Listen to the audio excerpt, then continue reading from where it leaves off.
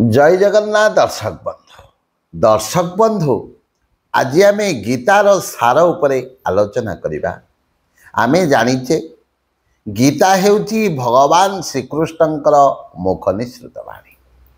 आउ भगवानंकर सही मुख निसृत वाणी को आम जदि जीवनर प्रत्येक क्षेत्र में प्रयोग करिबा आउ जीवनर चलापथटा सरस सुंदर सहज हो। प्रत्येक दिन दैनंदिन जीवन में घटुथिबा समस्त प्रकार समस्यार समाधान सही गीता महान ग्रंथ मध्य रही। मनीष जदि प्रत्येक दिन सकाळ एवं संध्यारे भगवानंकर सही मुख निसृत वाणी को पढ़िब किंबा श्रवण करिब मन भितरे मंत्र को रखी जेभली भाव में मंत्र जप कले सिद्धि प्राप्ति होता है। ठीक से भली भाव में मन मध्य एकाग्रता को आनी जदि भगवानंकर से मुख निसृत वाणी को श्रवण करवा पठन करवा ताहले देव दुर्लभ मानव जीवनटा चरितार्थ फलप्रस हो। अर्थात मनीष निश्चित भाव में मोक्ष प्राप्ति हम आ निर्वाण प्राप्ति हम। सर्व उपनिषेद गाव दुग्धा गोपाल नंदन पार्थर बच्छा सुधीर भक्ता दुग्धं गीतांग अमृतं महत्। हजार हजार वर्ष पूर्वे भगवान श्रीकृष्ण अर्जुन को माध्यम करी यही मानव समाज उद्देश्य रे जो गीता को उपस्थापन कले सर्व उपनिषद गाव सर्व उपनिषद को एठी गाई करागला। सर्व उपनिषद गाव दुग्धा गोपाल नंदन पार्थर बच्छा सुधीर भोक्ता दुग्धं गीतांग अमृतं महत्। जेभली भाव में गौड़ कौन करे गाई ठारो क्षीर संग्रह करे कौन पाई ना तार क्रेता मानक दवाई। ठीक से भली भाव में भगवान श्रीकृष्ण एठी अर्जुन को बाछुरी करदेले निजे गौड़ पिला हेले आउ जो मुख निसृत वाणी को अर्थात दुग्ध को ये संसार पाई उत्सर्गीकृत करदेले। आमे जदि प्रत्येक दिन जीवनर प्रत्येक मुहूर्त भगवान से मुख निसृत वाणी को श्रवण करवा नचेत पठन करवा से भितर निज को हजई दबा भिजई दबा ताहले निश्चित भाव में ए संसार रूपक सागर अक्लेश निर्द्वंद निर्विघ्न सहज आम पारि होइजिबा। तेणु सर्व उपनिषद गाव दुग्धा गोपाल नंदन पार्थोर बच्छा सुधीर भोक्ता दुग्धं गीतांग अमृतं महत्। जो युद्ध भूमि भितर जेते बेले अर्जुन चतुर्पार्श्व को देखिले जे केउपटे गुरुजन अछंती कोपटे पितामह भीष्म अछंती कोपटे बंधुवर्ग अछंती ए समस्त को जेते बेले देखिले अर्जुन कौन कले निजको हतभागा बोली मने कले निसहाय बोली मने कले आ तांको पाटिरु वचन बाहरिला नहीं हाथ गोड़ भल भावे काम कला नहीं गांडीव धनु धीरे धीरे हाथरू खसवा को लगिला एवं अर्जुन कौन कले धीरे धीरे धीरे धीरे निज को शांत क्लांत अनुभव कले एवं भगवान को कहते प्रभु ए आपण जो युद्ध करने को कहते आउ जो मान को मारिबा पाई कहते एमान को जदि आमे मारिबा एमान को जदि आमे मारिबा या द्वारा आमको कौन फल मिल जतबा किछि फल मिले ताहा न मिले आमर असुविधा कौन नचेत आम मागी कर बंचीजा सन्यास भाव में बंचीजा कष्ट बंचीजा किंतु युद्ध करी एमान को युद्ध में परास्त करी आमे किजस पाइबा। सी प्रकृत में भगवान को प्रथम जानी पारि नथिले केमिति आमे जेमिति जेभली भाव में निज भ्रम नहि समो झहि अज्ञानी प्रभु परम रही जड़ प्राणी। मनीष कौन करे से केबे मध्य निजर कर्म को चिंता करे ना। मनीष कौन करुची कौन करिवार थिला कौन करिवा द्वारा निजर मंगल हेबो समाजर मंगल हेबो परिवार मंगल हेब अन्यर मंगल हम केबे मध्य चिंता करे ना। मनीष भल समय थिला बेले जहाँ ता हाथ में संभव सबु किछि करबा पाई चेष्टा करे किंतु जेते बेले विपद आसे ଯେତେବେଳେ ଭଲ ସମୟ ଚାଲିଯାଏ, ଯେତେବେଳେ ଖରାପ ସମୟ ଆସି ପହଞ୍ଚିଯାଏ, ବିପଦ ଆସି ପହଞ୍ଚିଯାଏ, ମଣିଷ କ'ଣ କରେ? ଭାଗ୍ୟକୁ ନିନ୍ଦା କରେ, କିନ୍ତୁ ମଣିଷ କେବେ କର୍ମକୁ ନିନ୍ଦା କରେନି। ତେଣୁ ନିଜ ଭ୍ରମ ନହି ସମୋ ଝହି ଅଜ୍ଞାନୀ ପ୍ରଭୁ ପରମୋଧ ରହି ଜଳ ପ୍ରାଣୀ। ଯେତେବେଳେ କିଛି ବିପଦ ଆସେ ମୋ ଭାଗ୍ୟରେ ଥିଲା, ଭଗବାନ ମୋତେ ଏତେ ଦୁଃଖ ଦେଉଛନ୍ତି, ଏତେ କଷ୍ଟ ଦେଉଛନ୍ତି ବୋଲି ଚିନ୍ତା କରେ, କିନ୍ତୁ ସେ ଯେତେବେଳେ କିଛି ଖରାପ କର୍ମ କରୁଥିଲା, ଯେତେବେଳେ କିଛି ଅସତ୍ କର୍ମ କରୁଥିଲା, ସେତେବେଳେ କିଛି ଚିନ୍ତା କରୁନଥିଲା। ଠିକ୍ ସେଇଭଳି ଭାବରେ ଅର୍ଜୁନ ଭଗବାନଙ୍କର ରାତୋଳଚଳେ ନିଜକୁ ସମର୍ପଣ କରିଥିଲେ ସତ, କିନ୍ତୁ ପୂର୍ଣ୍ଣ ସମର୍ପଣ ହୋଇନଥିଲେ। ତେଣୁ ସର୍ବଧର୍ମାନ ପରିତ୍ୟଜ୍ୟ ମାମେକଂ ଶରଣଂ ବ୍ରଜ ଅହଂ ତ୍ୱାଂ ସର୍ବପାପେଭ୍ୟୋ ମୋକ୍ଷୟିଷ୍ୟାମି ମା ଶୁଚ। ଯେତେବେଳେ ଭଗବାନ ନିଜର ବିଶ୍ୱରୂପ ଦେଖାଇଛନ୍ତି, ଅର୍ଜୁନ ସେତେବେଳେ ଯାଇ ସମ୍ପୂର୍ଣ୍ଣ ଭାବେ ସମର୍ପଣ ହୋଇଛନ୍ତି। କହିବାର ଅର୍ଥ, ଭଗବାନ ଏ ମାନବ ସମାଜକୁ ଠିକ୍ ଭାବରେ ପରିଚାଳିତ କରିବା ପାଇଁ, ମଣିଷକୁ ମଣିଷ ଭଳି ଗଢ଼ି ତୋଳିବା ପାଇଁ ଅର୍ଜୁନଙ୍କ ମାଧ୍ୟମରେ ଏ ମାନବ ସମାଜକୁ ଏ ଗୀତା ରୂପକ ଅମୃତକୁ ପ୍ରଦାନ କରିଛନ୍ତି, ଯାହାର ନାଁ ହେଲା ଶ୍ରୀମଦ୍ ଭଗବତ ଗୀତା। ଅର୍ଥାତ୍ ଭଗବାନଙ୍କର ମୁଖ ନିଃସୃତ ଗୀତ, ଇଏ ଭଗବାନଙ୍କର ମୁଖ ନିଃସୃତ ବାଣୀ। ତେଣୁ ଶ୍ରୀମଦ୍ ଭଗବତ ଗୀତା। ଆମେ ଅନେକ ପ୍ରକାର ମଦ ପିଉଛେ, କିଏ କାମ ମଦ, କିଏ କ୍ରୋଧ ମଦ, କିଏ ଯୌବନ ମଦ, କିଏ ଅହଙ୍କାର ମଦ, ଇଏ ହେଲା ଶ୍ରୀ ରୂପକ ମଦ। ଅର୍ଥାତ୍ ଯେଉଁ ମଦକୁ ଆମେ ସେବନ କଲେ ମଣିଷ କ'ଣ ହେବ? ଜନ୍ମ ଜନ୍ମାନ୍ତର ପାପ ତାର ଧୃତ ହୋଇଯିବ। ଏ ଯେଉଁ ପୁନରପି ଜନନମ ପୁନରପି ମରଣମ ପୁନରପି ଜନନୀ ଜଠରେ ଶୟନମ ଚକ୍ରବର୍ତ୍ତୀ ପରିବର୍ତ୍ତନ୍ତେ ସୁଖାନି ଚ ଦୁଃଖାନି ଚ। ମଣିଷ କ'ଣ କରୁଛି? ଯେହେତୁ ଏ ଶ୍ରୀ ରୂପକ ମଦକୁ ପିଉନାହିଁ, ଏ ଭଗବାନଙ୍କର ନାମରେ ନିଜକୁ ହଜଉନାହିଁ, ଭଗବାନଙ୍କର କଥାକୁ ଶ୍ରବଣ କରିବାକୁ ଇଚ୍ଛା କରୁନାହିଁ, ତେଣୁ ମଣିଷ କ'ଣ ହେଉଛି? ବାରମ୍ବାର ଏ ଯେଉଁ ଜନ୍ମ ମରଣ ରୂପକ ଚକ୍ରରେ ବାରମ୍ବାର ପଡ଼ୁଛି। ତେଣୁ କ'ଣ କରିବାକୁ ପଡ଼ିବ? ଏହି ଜନ୍ମ ମରଣ ରୂପକ ଚକ୍ରରୁ ନିଜକୁ ଉଦ୍ଧାର କରିବା ପାଇଁ, ନିଜର ମଙ୍ଗଳ କରିବା ପାଇଁ, ନିଜର ହିତ ସାଧନ କରିବା ପାଇଁ କ'ଣ କରିବାକୁ ପଡ଼ିବ? ପ୍ରତ୍ୟେକ ଦିନ ସକାଳେ ଏବଂ ସନ୍ଧ୍ୟାରେ ଆମକୁ ଶ୍ରୀମଦ୍ ଭଗବତ ଗୀତାକୁ ପଠନ କରିବାକୁ ପଡ଼ିବ, ଶ୍ରବଣ କରିବାକୁ ପଡ଼ିବ, ଆଉ ସେଥିରେ ନିଜକୁ ହଜେଇ ଦେବାକୁ ପଡ଼ିବ। ଭଗବାନଙ୍କର ସେଇ କଥାକୁ ଏଭଳି ଭାବରେ ଆମେ ଶ୍ରବଣ କରିବା। ମୁଁ ଆପଣମାନଙ୍କୁ ଯେଉଁ କଥା କହୁଥିଲି, ମନ୍ତ୍ର ଜପର ସାଧନା ସେତେବେଳେ ହୋଇଥାଏ ଯେତେବେଳେ ମନ୍ତ୍ର ଭିତରେ ମନକୁ ରଖି, ଆଉ ମନ ଭିତରେ ମନ୍ତ୍ରକୁ ରଖି ଆମେ ମନ୍ତ୍ର ଜପ କରିବା ଦରକାର। ଠିକ୍ ସେଇଭଳି ଭାବରେ ଶ୍ରୀମଦ୍ ଭଗବତ ଗୀତାକୁ ଆମେ ଶୁଣିବା ବେଳେ କିମ୍ବା ପଢ଼ିବା ବେଳେ ଆମେ ଭଗବାନଙ୍କର ରାତୋଳଚଳରେ ସମ୍ପୂର୍ଣ୍ଣ ଭାବରେ ମନକୁ ନିବେଶ କରିଦେବା, ଯେଭଳି ଭାବରେ ଅର୍ଜୁନ କରିଥିଲେ। ସର୍ବଧର୍ମାନ ପରିତ୍ୟଜ୍ୟ ମାମେକଂ ଶରଣଂ ବ୍ରଜ ଅହଂ ତ୍ୱାଂ ସର୍ବ ପାପେଭ୍ୟୋ ମୋକ୍ଷୟିଷ୍ୟାମି ମା ଶୁଚ। ଆମେ ଏଭଳି ଭାବରେ କରିବାକୁ ପଡ଼ିବ।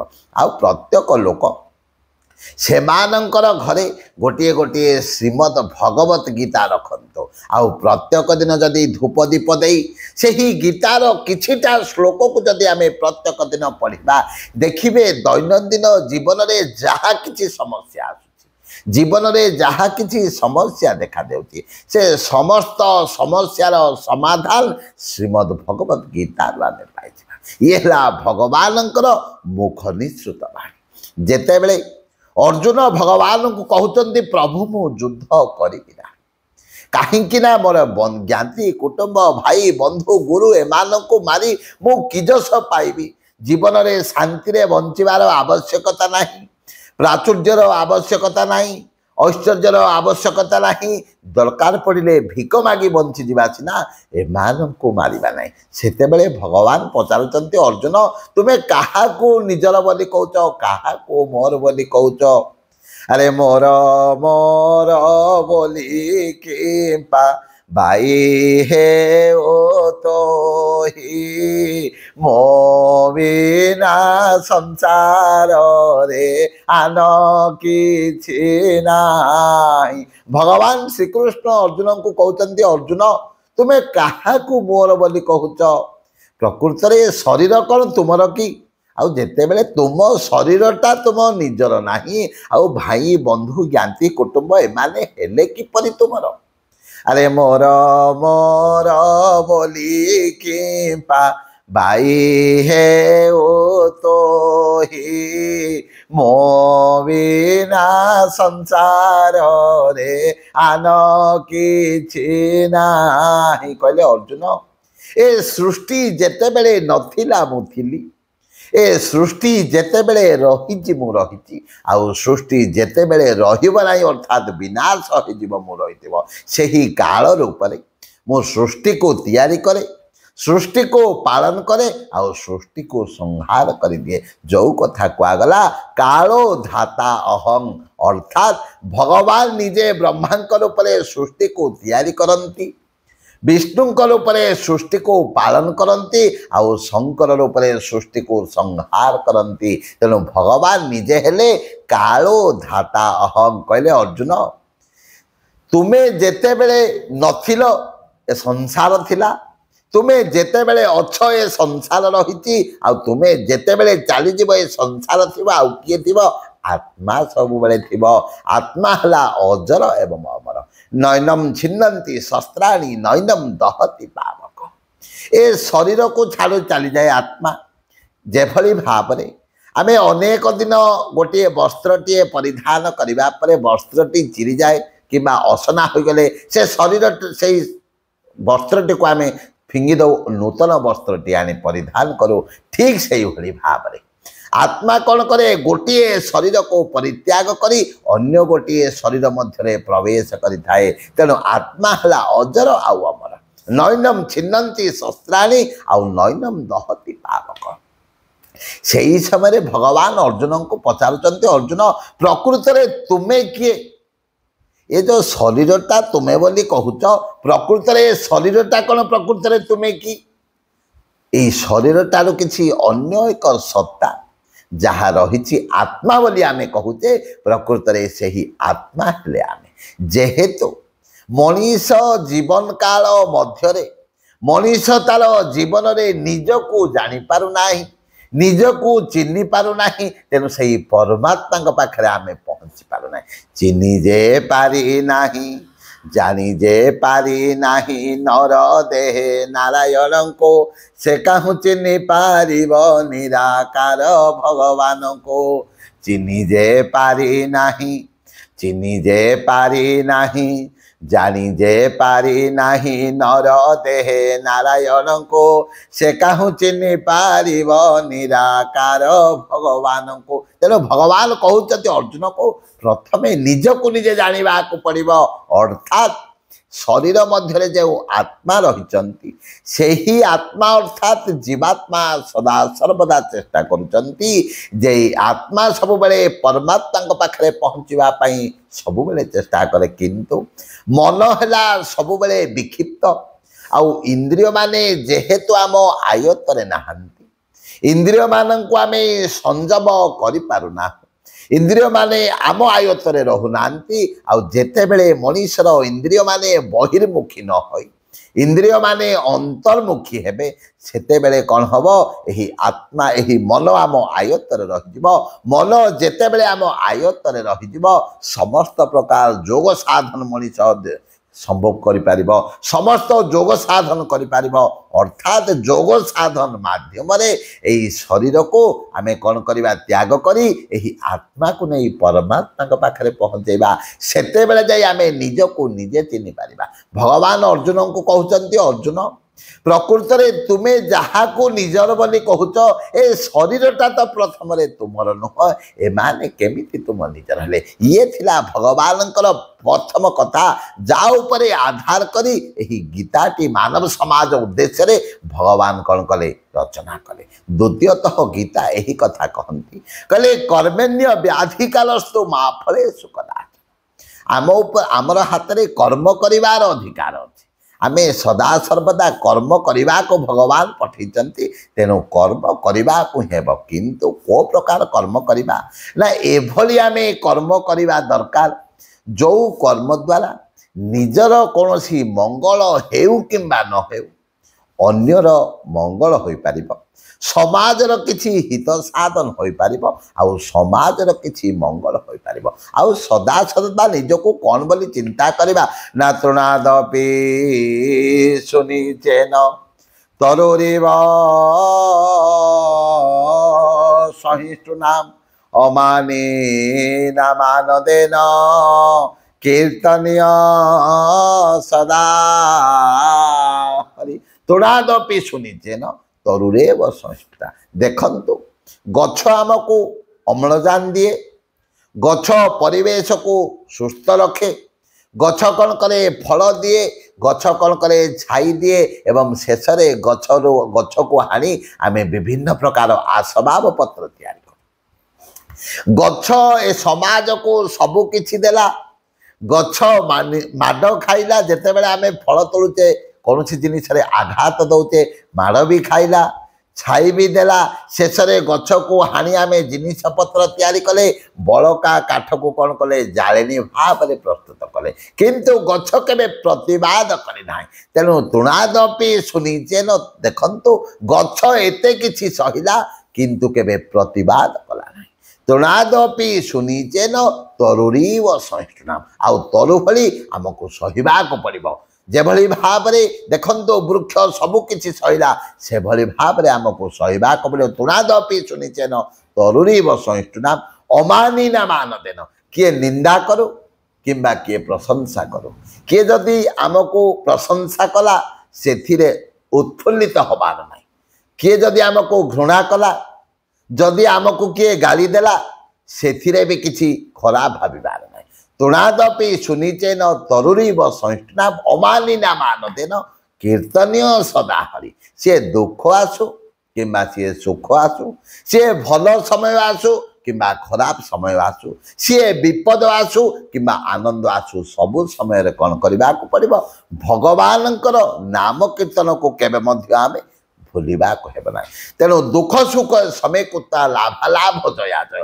ଦୁଃଖ ହେଉ କିମ୍ବା ସୁଖ ହେଉ, ଦିନ ହେଉ କିମ୍ବା ରାତି ହେଉ, ଆମେ ପ୍ରତ୍ୟେକ ସମୟରେ ଭଗବାନଙ୍କର ସେଇ ନାମକୁ କୀର୍ତ୍ତନ କରିବାକୁ ପଡ଼ିବ, ଭଗବାନଙ୍କର ସେଇ ନାମକୁ ଜପ କରିବାକୁ ପଡ଼ିବ।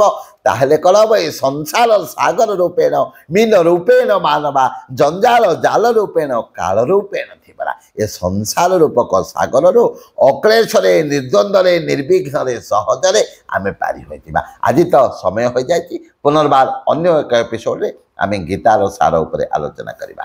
ଜୟ ଜୟ ଜଗନ୍ନାଥ, ଜୟ ଜୟ ଜଗନ୍ନାଥ, ଜୟ ଜୟ ଜଗନ୍ନାଥ।